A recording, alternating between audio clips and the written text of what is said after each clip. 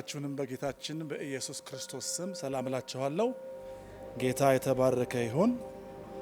ዛሬ ደግሞ እግዚአብሔር ረድቶን ጸጋውን ምሕረቱን ቸርነቱን አብዝቶልን በእንደዚህ አይነት ሁኔታ ስለተገናኘን ጌታን ባርከዋለሁ።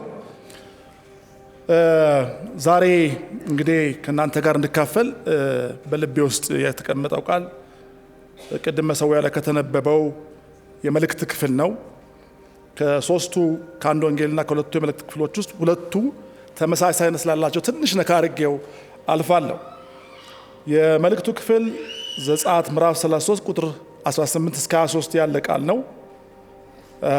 ለዚህ መልእክት የሰጠሁት ርዕስ ከፊቱ ይልቅ ምሕረቱ ከፊቱ ይልቅ መልካምነቱ የሚል ነው። የመልእክቱ ዋና ዓላማ የሚያኖረን ከክብሩ ይልቅ የእግዚአብሔር መልካምነቱ የስሙ ኃይል ይቅርታውና ምሕረቱ መሆኑን ለማሳየት ነው። የእግዚአብሔርን ክብር ማየት ሌላ ነገር ነው። ነገር ግን በኋላ እንደምናየው ሰው ፊቴን አይቶ አይድንም በሕይወት አይኖርም አለ። ስለዚህ ያዕቆብ ሲናገር እግዚአብሔር መልካምነቴን በፊትህ አሳልፋለሁ፣ ስሜንም በፊትህ አውጃለሁ፣ የምምረውን እምራለሁ፣ ይቅርታ የማደርግለትን ይቅርታ አደርጋለሁ ብሎ ከክብሩ ይልቅ መቅደም ያለበትን ነገር አሳየ። ሁላችንም ጸሎት ካደረግን በኋላ ወደ መልእክቱ እንሄዳለን። ጌታ ሆይ አመሰግንሃለሁ፣ አከብርሃለሁ።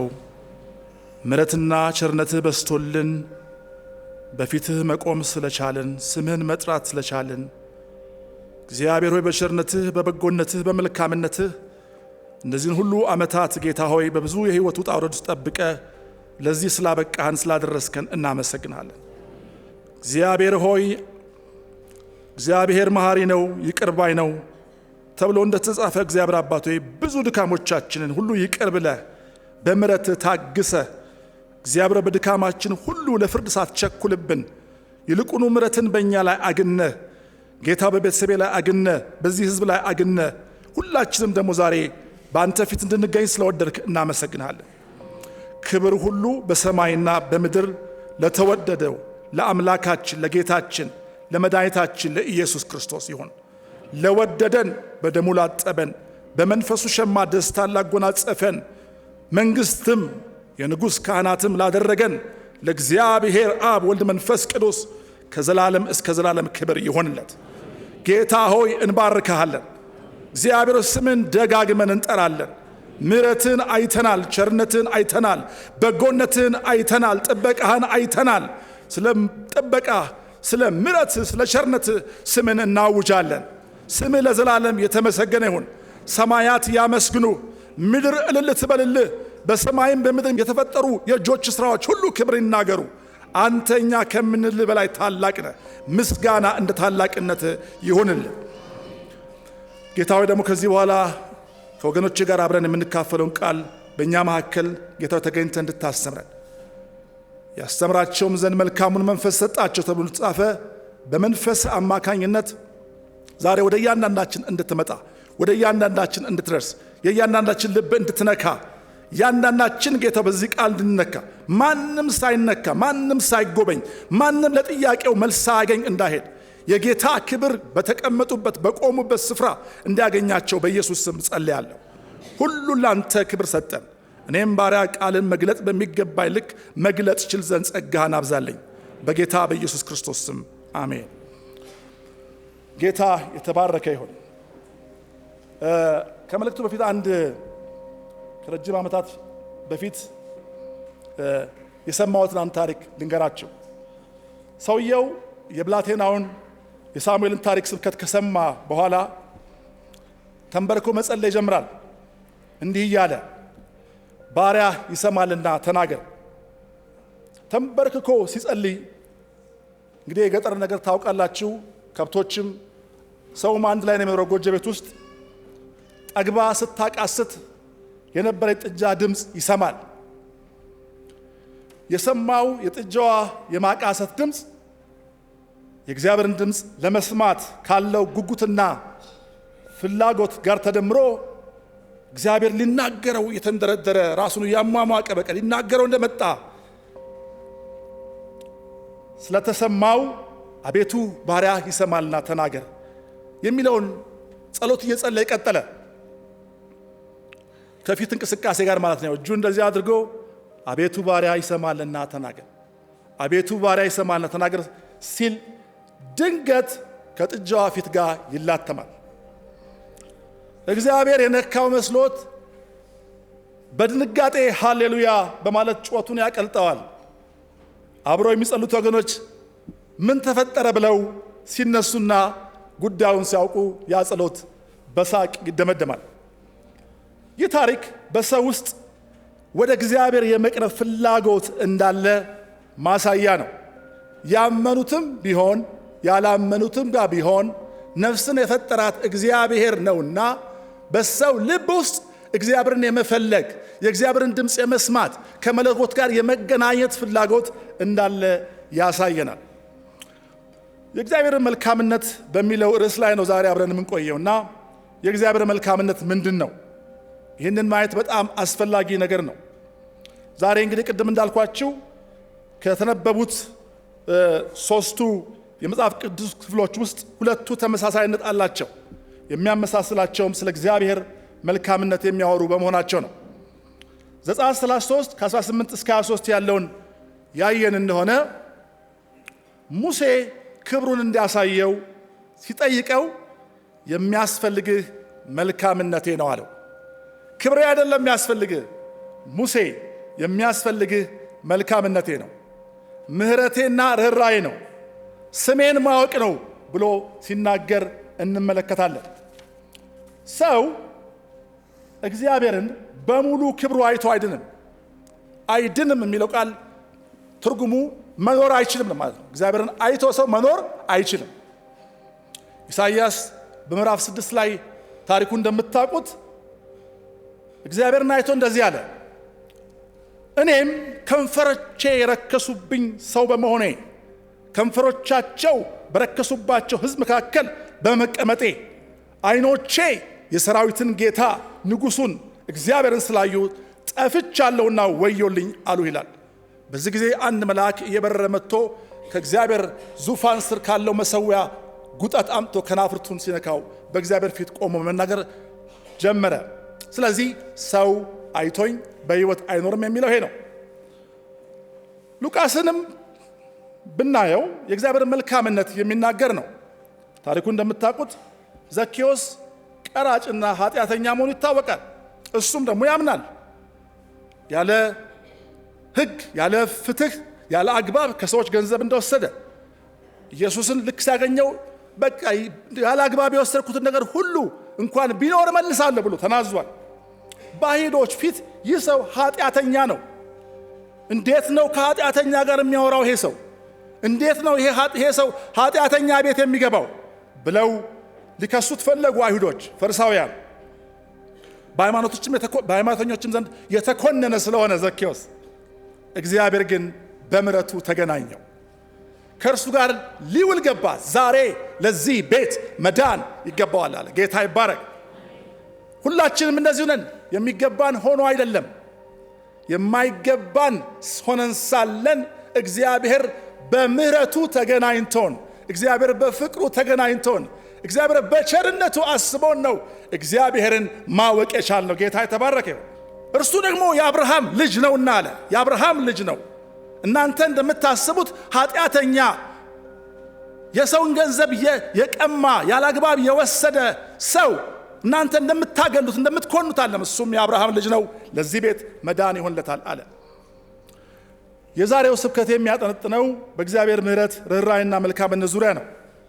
ስለዚህ ወደ ዘጸአት 33 18 23 ላይ እንመለሳለን ማለት ነው። ሙሴ የጠየቀው ጥያቄ አለ። የሙሴ ጥያቄ እግዚአብሔርን ይበልጥ ለመጠጋትና ለማወቅ ከፈለገ የመጣ ነው። ሙሴ በመሰረቱ የጠየቀው ጥያቄ ትንሽ ድፍረት የተሞላበትና አደገኛም ነው። መለኮታዊ ሞገስ ካላገኘ በቀር ወገኖቼ ሊያስቀስፈው ይችላል። ያ ሙሴ ጠያቂ ነው፣ ይጠይቃል። ታስታውሳላችሁ በቁጥቋጦ ውስጥ ሲገለጥለት ከብዙ ክርክር በኋላ ነው ጥሪውን የተቀበለው አይደለ? ስምህ ማን ነው ብሎ ጠይቋል። ያዕቆብም ትዝ ይላችሁ ነው በዘፍጥረት ላይ ስምህ ማን ነው? ማን አንተ ሲለው ስሜን ጠይቀኛለህ ምን ያደርግልሃል አለው። ለመጀመሪያ ጊዜ እግዚአብሔር ስሙን የነገረው ለሙሴ ነው። እግዚአብሔርም ማንም የማይጠራበትን እርሱ ብቻ የሚጠራበትን ብቸኛ ስም ማንም በምድርም በሰማይ መላእክትም ቢሆኑ ሰውም ቢሆን የማይጠራበትን ስም ነገረው። እግዚአብሔርም ሙሴ እኔ ያለሁና የምኖር ነኝ፣ ስለዚህም ለእስራኤል ልጆች ያለና የሚኖር ልኮኛል ብለህ ንገራቸው አለው። የእንግሊዝኛው I am who I am ነው የሚለው። ላከኝ የምትላቸው I am sent me በላቸው ይላል። I am የሚለው ቃል እንደ ፕሮናውን የተቀመጠው እዚህ ጋር ግራማቲክ ትክክል ላይሆን ይችላል፣ ግን የእግዚአብሔር ስም ነው። I am የሚለው ራሱ የእግዚአብሔር ስም ነው። I am sent me በላቸው። ልክ he sent me she sent me እንደምንለው ማለት ነው። I am የሚለው ቃል የእግዚአብሔር ቃል የእግዚአብሔር ስም ነው። ሰሞኑን አንድ ግራ አጋባይ ነገር ነበረ። ፕሬዝዳንት ትራምፕ I am የሚለውን እግዚአብሔር ብቻ የሚጠራበትን ስም ቃል ለመንግስታት በሚጽፏቸው ደብዳቤዎች መጠቀም ጀምረዋል። ዝም ብዬ ለማየት ሞከርኩ፣ ወደ ኋላ ተመልሼ እንዴ ባህላቸው ነው ምናምን ብዬ ማለት ነው። ድሮ የእንግሊዝና የእንግሊዝ ነገስታትና የአሜሪካ መሪዎች ከ1800 በፊት ይጠቀሙ ነበረ። ልክ ደብዳቤውን ጽፈው ለመንግስታት ጽፈው መጨረሻ ጤና ይስጥልኝ ካሉ በኋላ I am sir your obedient servant ያንተ ታዛዥ ባሪያ አገልጋይ ብለው ይጠቀሙበት ነበረ። ሚስተር ትራምፕ ግን ሰርቫንት የሚለውን ቆርጣ ወጣና I am የሚለውን ብቻ አስቀምጧል። ምን እንዳሰበ አላውቅም፣ የእናንተን አላውቅም። እኔ ግን እግዚአብሔርን መዳፈር ይመስለኛል። ይሄ ቃል ማን ነው? እኔ ነኝ። ለግብፁ መሪ በጻፉት ደብዳቤ ላይ ነው። ምናልባት ያያችሁት ከሆነ እዚህ ደብዳቤ ላይ እኔ ነኝ I am best wishes ጤና ይስጥልኝ መልካም ምኞት ካሉ በኋላ I am ብለዋል። ምናልባት እዚህ ድምዳሜ ላይ ለመድረስ በቂ ጥናት የሚፈልግ ነገር እንደሆነ አውቃለሁ። ነገር ግን የክርስቶስ ተቃዋሚ እኔ ነኝ ብሎ መቆም ሲጀምር በዛ ጊዜ የመጨረሻው ዘመን እንደደረሰ አስቡ ስለሚል መጽሐፍ በጣም መጠርጠር ጥሩ ነው። ጌታ ይርዳን። ቁጥር 19 ላይ ሙሴ የጠየቀው ጥያቄ አለ። ከክብሩ በፊት ሙሴ ለጠየቀው 18 ላይ ከዛ ጥያቄ እግዚአብሔር የመለሰው መልስ ምንድነው ነው? ሙሴ ሆይ ከክብሩ በፊት መልካምነቱ፣ ይቅርታው፣ ስሜን ማወቁ ይሄ አሁን የጠራሁላችሁ ስም እንዲሁም ምሕረቱ እንደሚቀድም ነው የተናገረው። የእግዚአብሔር ክብር ዝም ብሎ እንደምናስበው ረቂቅ የሆነ የሚያንጸባርቅ ነገር አይደለም። የሆነ አብስትራክት የሆነ ሬዲየንስ አይደለም። የሚያንጸባርቅ ነገር አይደለም። በመልካምነቱ፣ በይቅርታው፣ በስሙ እንዲሁም በምሕረቱ ውስጥ ያለ ነው ክብሩ። ለምን? ምክንያቱም የእግዚአብሔር መልካምነቱን፣ ይቅርታው፣ ስሙን እንዲሁም ምሕረቱን ካላሳለፈብን በስተቀር ወገኖቼ ክብሩን ለመሸከምኛ አቅም የለንም። እርሱ በግርማው ከፍ ያለ ነው ጌታ፣ በኃይሉ የበረታ፣ በስልጣኑ ማንም ሊፎካከረው የሚችል የሌለ ጌታ። ይሄንን ጌታ ክብሩን ማየት ወገኖቼ ለኛ አይሆንልንም። ቁጥር 20 ላይ ደግሞ እንዲህ ብሎ ይመልሳል። ሰው እግዚአብሔርን ማየት አይችልም፣ በክብሩ አይቶት ሊተርፍ አይችልም። እንኳን ሙሴ ቅዱሳን መላእክት እንኳን በእግዚአብሔር ፊት ሲመላለሱ እግዚአብሔርን ሲያመልኩ ፊታቸውን በላባዎቻቸው ይሸፍኑ ነበረ። ኢሳይያስ ምዕራፍ 6 ቁጥር 1 እስከ 6 ወገኖቼ ሆይ እግዚአብሔር እኮ ተጠግቶን እንጂ እኛ ወደ እርሱ ለመቅረብ ከቶኑ መች እንችልና። አታየኝም ማለቱ የሙሴን ጥያቄ መግፋቱ አልነበረም፣ ሪጀክት ማድረጉ አልነበረም። ያውም ርኅራሄ ያለበት ነገር ነው። ካየኸኝ አደገኛ ነው። ሰው አይቶኝ አይኖርም፣ ልትቀሰፍ ትችላለህ፣ እየራራውልህ ነው ሙሴ ይለዋል። ክብሩን አይቶ እግዚአብሔርን ማንም መኖር ስለማይችል፣ ፊቱን አይቶ መኖር ስለማይችል እግዚአብሔር መንፈስ ነው ይላል መጽሐፍ ቅዱስ። የሚሰግዱለትም በእውነትና በመንፈስ ሊሰግዱለት ይገባል። እግዚአብሔር መንፈስ ነው እንጂ እግዚአብሔር በሙሉ ክብሩ ቢመጣ እግዚአብሔርን ማንም ሊቋቋመው አይችልም።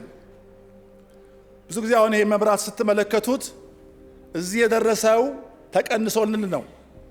ምንጩ ጋር ብትሄዱ በ130 ሺህ እስከ 200 ሺህ የሚደርስ ቮልት ነው። ሳይንስ ላወራችሁ ነው። ቮልቴጅ ድሮፕ ስላለ በየኬብሉ ላይ እዚህ ሲደርስ ኃይሉ እንዳይመነምን ስቴፕ አፕ ይደረጋል። ወደ የቤቱ ግን ሲገባ በአቅማችን ልክ ስቴፕ ዳውን ተደርጎ ነው የሚመጣው። ስለዚህ እግዚአብሔር ክብሩን የገለጠው በእኛ ልክ ነው። ለዚህ ነው ሰው ሆኖ የመጣው። በሙሉ ክብሩ ወደ ምድር ቢወርድ ምድር አትችለውም። ሰማያት፣ ምድር፣ በሰማይና በምድር ያሉ ሁሉ በፊቱ ሊቆሙ አይችሉም። ቁጥር 21 ላይ እነሆ በዚህ ስፍራ በእኔ ዘንድ አለ አለው። ስፍራ በእኔ ዘንድ አለ፣ በዓለቱም ላይ ትቆማለህ። ማቲው ሄነሪ የሚባለው የሥነ መለኮት አዋቂ እንደዚህ ይላል። በዓለት ላይ መቆም ማለት መደላደልን፣ ተረጋግቶ መቀመጥን ያመለክታል። ሴፍቲን ያመለክታል። ስቴቢሊቲን ያመለክታል ይላል። ሰንጣቃው ዓለት ደግሞ ክርስቶስን ይወክላል። ይከተላቸው ከነበረው የመንፈሳዊ ዓለት ጠጥተዋልና ያም ማለት ክርስቶስ ነው ይላል አንደኛ ቆሮንቶስ ምዕራፍ 10 ቁጥር 4 ላይ። ስለዚህ ዓለቱ ክርስቶስ ነው። እግዚአብሔርን ማወቅ የቻልነው ወገኖቼ ክርስቶስ ሥጋ ሆኖ ስለተገለጠ፣ ክርስቶስ ኢንካርኔትድ ሆኖ ስለተገለጠ ነው። ትስጉታዊነት የማለት ይሄ ነው። እግዚአብሔር ሰው መሆን ፈለገ። ሰውን ለማዳን ራሱን ዝቅ አደረገ። ክብሩን ጥሎ መጣ። የፊልጵስዩስ ጸሐፊ ሐዋርያ ጳውሎስ ሲናገር በምዕራፍ 2 ላይ ማንም እግዚአብሔርን ያየው የለም። በቃ እግዚአብሔር ሙሉ ክብሩን ጥሎ ነው የመጣው። ያንን ጥሎ ሲመጣ እንደተቀማ እንኳን አልቆጠረውም ይላል። ነገር ግን እኛን መስሎ መጣ፣ ባሪያ ሆነ ይላል። ሰው መሰለ። እግዚአብሔር መለኮት ሰው ሆነ። ጌታ የተባረከ ይሁን። አማኝ በእግዚአብሔርን ማየት የሚችለው በክርስቶስ ውስጥ ሲሰወር ብቻ ነው። በዓለት ሰንጣቃ ውስጥ ሲገባ ብቻ ነው። የዓለት ሰንጣቃ በቃ በዚህ ዓለት ሰንጣቃ ውስጥ እሰውርሃለሁ ነው ያለው። ክብሬን ካየህ አትድንም፣ ጀርባዬን ነው የምታየው። እስካልፍ ድረስ እጄን በላይ እጋርዳለሁ። ይህ ምን ያሳየናል? እስካልፍ ድረስ አለው እጄን በላይ እጋርዳለሁ። እጄን በላይ እጋርዳለሁ የሚለው ቃል የእግዚአብሔርን ጥበቃ የሚያሳይ ጸጋ ምልክት ነው ወገኖቼ። የእግዚአብሔር ጸጋ ያዳነን ጸጋው ነው። ያዳነን ምሕረቱ ነው። ያዳነን ቸርነቱ ነው። ያዳነን በጎነቱ ነው ወገኖቼ። የዳነው በጸጋው ነው። እግዚአብሔር ሸፍኖልን ነው። ቁጣው የጌታ የእግዚአብሔር ቁጣ በኃጢአት ላይ በጣም ከፍተኛ ነው። ይህንን ታሪክ ለማወቅ ሂዱ ወደ እስራኤላውያን በምድረ በዳ በነበሩበት ሰዓት አንዲት ቃል በሙሴ ሲተነፍሱ እግዚአብሔር ይመጣል። አንድ ጊዜ ምድር ተሰንጥቃ ትውጣቸዋለች። ሌላም ደግሞ ተቃዋሚ ሲነሳ እግዚአብሔር ይመጣል በእሳት። እግዚአብሔር በክብሩ ሲገለጥ እንደዚህ ነው። ነገር ግን ጸጋውን፣ ምሕረቱን፣ ቸርነቱን አብዝቶልን እኛ በፍጹም የእግዚአብሔርን ፊት ለማየት የማይገባን ሰዎች ለመዳን ችለናልና ጌታ የተባረከ ይሁን። እጄን ፈቀቅ አደርጋለሁ፣ ጀርባዬንም ታያለህ አለ። ጀርባዬንም ታያለህ፣ ፊቴን ግን አታይም። ጀርባ የምን ምልክት ነው? የተለያዩ ኮሜንታሪዎች የተለያዩ ትርጉም ይሰጡታል።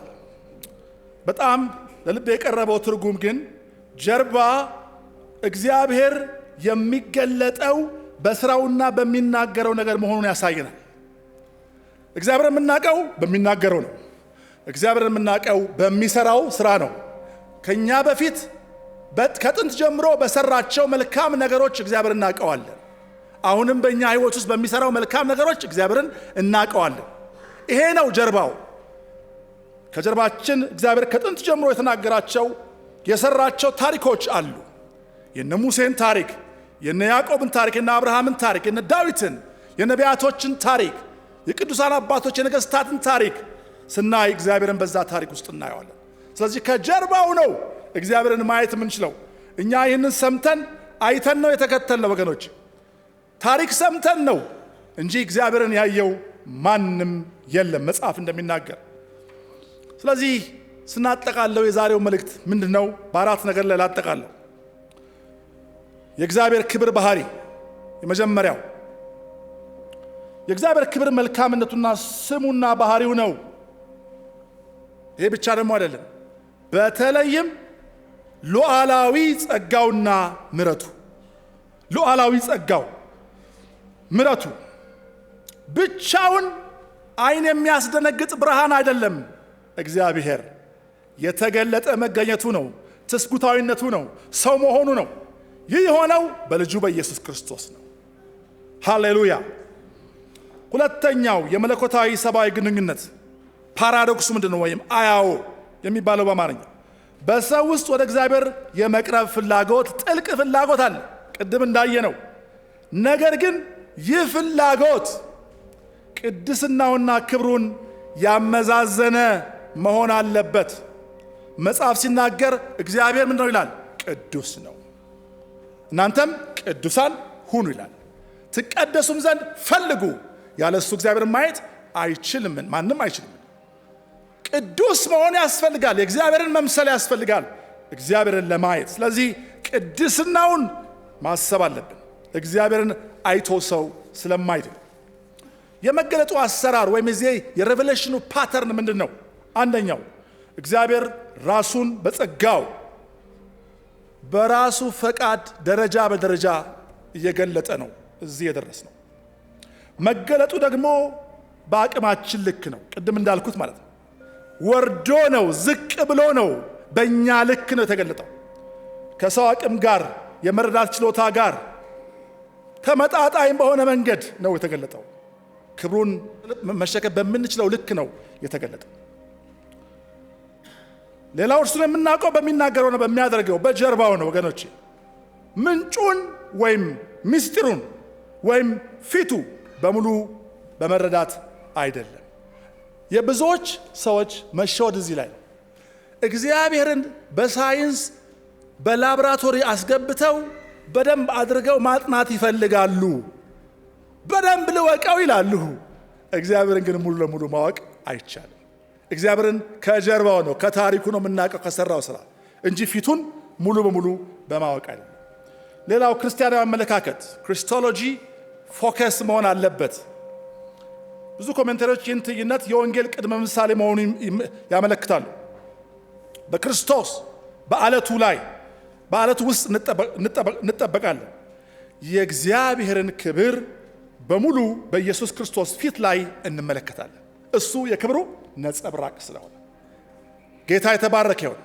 ዕብራውያን ምዕራፍ 1 ላይ ብታው እሱ የክብሩ ነጸብራቅ ነው ይላል። the reflection of his glory ይላል። እሱን ነው በቃ። ክርስቶስን ካየን እግዚአብሔርን አየን። በኢየሱስ ክርስቶስ ፊት እግዚአብሔር የክብሩን ዕውቀት ብርሃን ይሰጠን ዘንድ ይላል ሐዋርያ ጳውሎስ ሁለተኛ ቆሮንቶስ ምዕራፍ 4 ቁጥር 6 ላይ በጨለማ ብርሃን ይብራ ያለው እግዚአብሔር ብርሃኑን በልባችን አብርቷልና። የጌታ ብርሃን በራልን። እኛን ሞኞችን እግዚአብሔርን ለመረዳት በፍጹም የማንችል ሰዎችን እግዚአብሔር ተገለጠልን። እግዚአብሔር የዓለምን ብርቱ የሆነውን ነገር ሊያሳፍር እግዚአብሔር ለሞኞች ተገለጠ፣ ለማያውቁ ተገለጠ፣ ለደካሞች ተገለጠ ይላል መጽሐፍ። እርሱም የእግዚአብሔር መልካምነትና ጸጋ የመጨረሻ መገለጫ ነው። ክርስቶስ መገለጥ የእግዚአብሔር የመጨረሻ የክብሩ መገለጫ ነው። በክርስቶስ ውስጥ እግዚአብሔር ማየት አይቻልም የሚለው ቁጥር 24 ላይ የተነሳው ማንም እግዚአብሔር ማየት አይችልም የሚለው ማስጠንቀቂያ ተለውጧል። ለምን ቢባል ዮሐንስ ምዕራፍ 1:18 ላይ ሄደን ስናየው ከቶኑ እግዚአብሔርን ያየ ማንም የለም፣ ነገር ግን በአብ እቅፍ ያለው አንድያ ልጁ የሆነው አምላክ እርሱ ገለጠው ይላል። ስለ እግዚአብሔር የተረከልን ልጁ ኢየሱስ ክርስቶስ ነው። ጌታ ኢየሱስ ክርስቶስ አካል ለብሶ ሰው ሆኖ ባይገለጥ ኖሮ እግዚአብሔርን ለዘላለም አናቀውም ነበር። እግዚአብሔርን ማወቅ የቻልነው ክርስቶስ ስለተገለጠ ነው። እኔን ማየት አትችልም ብሎ ነበር እግዚአብሔር ለሙሴ። አሁን ግን በክርስቶስ ውስጥ እርሱን ክብሩን አሳየን። ጌታ የተባረከ። ኢየሱስም እንዲህ አለው ይላል ዮሐንስ ምዕራፍ 14 ቁጥር 9 ላይ አብን አሳየንና ይብቃን ባክህ አለው። አንተ ፊልጶስ ይህን ያህል ጊዜ ከእናንተ ጋር ስኖር አታውቀኝምን? እኔን ያየ አብን አይቷል፣ እንዴትስ አብን አሳየን ትላለህ? ለዚህ ነው ወገኖቼ ሆይ እኛ የምንኖርበትን ይህን ዘመን የብሉይ ኪዳን ነቢያቶች ተናገሩት እንጂ በርቀት ተሳልሞት አለፉ። እኛ ግን የታደልን ሕዝቦች ነን ወገኖቼ። ማንም ያላየውን ክብሩን እርሱም የበኩር ልጁን ኢየሱስ ክርስቶስን በማየት እግዚአብሔርን አወቅን። ጌታ የተባረከ ይሁን። በአጠቃላይ ይሄ ክፍል የሚያስተምረን ምንድነው? የእግዚአብሔር ክብር በሉዓላዊ ጸጋ የተገለጠ መልካምነቱ መሆኑን፣ እርሱን የማወቅ ፍላጎታችን የሚመነጨው ከእርሱ መለኮታዊ ፍቅሩ ውስጥ ነው ወገኖቼ። እግዚአብሔርን መፈለግንም ማድረግንም ለመልካሙ ፈቃዱ በእናንተ ውስጥ የሚሰራ ማን ነው? እግዚአብሔር ነው ይላል ፊልጵስዩስ ምዕራፍ 2 ቁጥር 13 ላይ። እና እውቀታችን ምንም እንኳን እውነተኛ ቢሆንም ሁሉ ጊዜ ከፊል ነው ወገኖች፣ ከፊል ነው። በከፊል ነው የምናውቀው። አሁን ዛሬ በድንግዝግዝ እንደምናይነን እና በእርሱ ፈቃድ ራሱን በመግለጥ ላይ የተመሰረተ ነው ወገኖች። ስለዚህ እግዚአብሔርን ለማወቅ የሚፈልግ ማንም ቢኖር ሌላ ቦታ መሄድ የለበትም። ክርስቶስን ብቻ ማግኘት ነው። ክርስቶስን ሲያውቅ ሰው እግዚአብሔርን ያውቃል። ያለ ክርስቶስ በድፍረት የምነግራችሁ ነገር የሌሎችን ሃይማኖት መንካቴ አይደለም። ዛሬ ብዙ ሃይማኖቶች በምድር ላይ አሉ፣ ብዙ አሉ፣ ከቁጥር በላይ ትላልቆቹም ትናንሾቹም። ነገር ግን ዛሬ የምነግራቸው እውነት አንድ ነገር ብቻ ነው። ክርስቶስን ሳያውቁ ወደ እግዚአብሔር መቅረብ አይቻልም። እኔ እውነትም ሕይወትም መንገድም ነኝ፣ ከኔ በቀር ወደ አብ የሚመጣ የለም። ስለ አብ ሌላ ሰው ቢነግራችሁ አትስሙ፣ ውሸት ነው፣ የሐሰት ነው። የሚነግራችሁ እውነት፣ እኔ የምነግራችሁ እውነት ነው፣ እውነተኛ። እኔ ብቻ ነኝ አብን ያየሁት፣ እኔ ብቻ ነኝ ስለ አብ የምነግራችሁ፣ መንገዱንም የማሳያችሁ እኔ ብቻ ነኝ። ከኔ በቀር ማንም ወደ አብ የሚቀርብ የለም። መንገዱ እኔ ነኝ፣ በሩ እኔ ነኝ ብሏል። እዚህ መካከልም ካላችሁ ጌታን የማታውቁ ዛሬ የምጋብዛችሁ ለዚህ ነው። ለእግዚአብሔር ራሳችሁን ስጡ። ጌታን ማወቅ ከፈለጋችሁ፣ እግዚአብሔርን ማወቅ ከፈለጋችሁ ወደ ክርስቶስ ቅረቡ። ወደ እናንተ የቀረበ ጌታ ክብሩን ጥሎ ባዶውን በእናንተ ልክ የተገለጠውን ጌታ ተቀበሉ። ይሄ ነው ጌታ ማለት። ጌታ የተባረከ ይሁን። ጌታን ማወቅ እፈልጋለሁ የምትሉ ሰዎች ካላችሁ፣ ይሄ ጌታ እንዲገለጥልኝ እፈልጋለሁ፣ ክርስቶስን አውቄ በሱ በኩል ወደ እግዚአብሔር መቅረብ እፈልጋለሁ የምትሉ ካላችሁ በእግዚአብሔር ፊት ቁሙ። እግዚአብሔር ምሕረትን ያደርግላችኋል። እግዚአብሔር ይቅር ይላችኋል። እግዚአብሔር ይቀበላችኋል ወገኖች። ጌታ ይቀበላችኋል። የምሕረት አምላክ ነው እሱ። ዘኬዎስን ከተቀበለው እናንተ እንዴት ነው የማይቀበላችሁ? እግዚአብሔር ይቀበላችኋል። ጌታን እወቁት። ይሄንን ጌታ ተቀበሉት። አንገቶቻችንን ዝቅ አድርገን እንጸልያለን። ሃሌሉያ። ጌታን እንባርከዋለን። ሃሌሉያ። ጌታ ሆይ እናመሰግንሃለን። ዛሬ ደግሞ በእንደዚህ አይነት መልኩ ጌታ ሆይ ቃልን ስለነገርከን፣ በቃልህ ወደኛ ስለመጣ እግዚአብሔር ሆይ ክብር ሁሉ በሰማይና በምድር ለአንተ ይሁን። እግዚአብሔር ሆይ እኛን ለማዳን ራስን ዝቅ አድርገህ በእኛ ልክ ስለተገለጥክ፣ ከእኛ ጋር ራስን አይደንቲፋይ ስላደረግ፣ ጸጋህን፣ ምሕረትን፣ ቸርነትን ስላገነንክብን ጌታ አንተ እንድናውቅህ ወደ አንተ እንድንቀርብ እንድንጠጋ እግዚአብሔር ስላደረግከን፣ ወደ እኛ ስለቀረብክ ጌታ ሆይ ክብርህን ጥለህ ጌታ ሆይ ጀርባህን ስላሳየን እግዚአብሔር አምላካችን ሆይ እጅግ አድርገን እናመሰግንሃለን። ከፍ ከፍ እናደርግሃለን። የመዳንን እውቀት ጌታ ሆይ በልጅ በክርስቶስ ኢየሱስ በኩል ስላገኘን፣ ወደ እውነት የምትወስደዋን መንገድ ስላወቅን፣ እውነትም ሕይወትም መንገድም እኔ ነኝ ብሎ ያለውን ጌታ እንድንቀበል ስለረዳሃን እግዚአብሔር አባት ሆይ እጅግ አድርጌ አመሰግንሃለሁ። ምሕረትህ አሁንም ይብዛልን። ጸጋ ቸርነትህ ይብዛልን። ድካማችን ሁሉ ይቅር በለን። በየዕለቱ በንስሐ ወደ እግዚአብሔር መጠጋት ይሁንልን። የእግዚአብሔርን ፊት መፈለግ ይሁንልን። የእግዚአብሔርን ጸጋ ጌታ ሆይ እነሆ መታመን ይሁንልን። ሁሉን ነገር ለአንተ አሳልፈን ሰጥተናል። ከዚህ በኋላ ያለውን ጊዜና ሰዓት ሁሉ ተረከብ። በጌታችን በኢየሱስ ክርስቶስ ስም ጸለይን፣ አሜን። ጌታ ይባርካችሁ።